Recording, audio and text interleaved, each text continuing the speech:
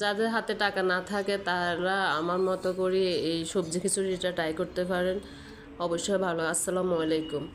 এখানে আমি দেখতে পারতেছেন আমি মুগ ডাল নিয়ে নিয়েছি, মসুর ডাল নিয়ে নিয়েছি, তারপর পরিমাণ মতো পোলাও চাল নিয়ে নিয়েছেন। আপনারা চাইলে ভাতের চাল দিয়ে করতে পারেন, আমি পোলাও চাল নিয়ে নিলাম।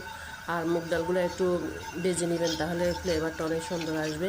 এখানে আমি কিছুক্ষণ পানি দিয়ে ফেলে রাখলাম। আর এখানে সবজির জন্য যেগুলো আমি নিয়ে নিলাম, এখানে আলু নিয়ে নিলাম, রসুন 8-10টা নিয়ে নিলাম, এখানে গাজর নিয়ে নিলাম, তারপর ফুলকপি নিয়ে নিলাম। যেহেতু এখন বরবটি সিম কম পাওয়া যাচ্ছে, সেজন্য আমি একটা সিমকে আমি চিকন চিকন করে কেটে নিয়েছি। এগুলো দিলেও হবে, কোনো সমস্যা নাই। সবজি খিচুড়িতে সব কিছুই দেওয়া যায়।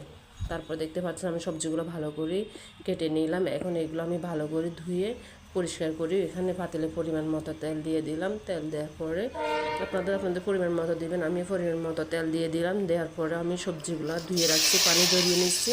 তারপরে এই যে সবজিগুলো